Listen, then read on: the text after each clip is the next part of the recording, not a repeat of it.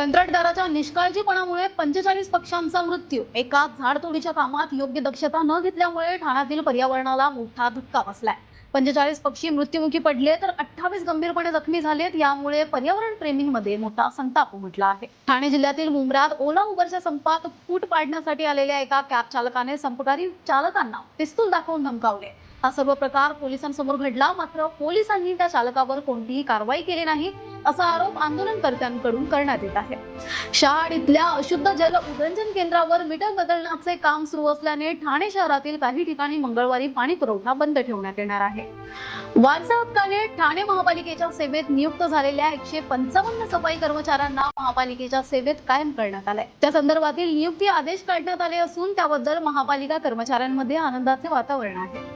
ठाण्याच्या घोडबंदर रोडवर तातडीच्या दुरुस्तीसाठी रॅपिड हार्डनिंग कॉन्क्रीट वापरण्याचे आदेश। ट्रॅफिक अडथळे कमी करण्यासाठी महापालिकेने घेतले हे पाऊल।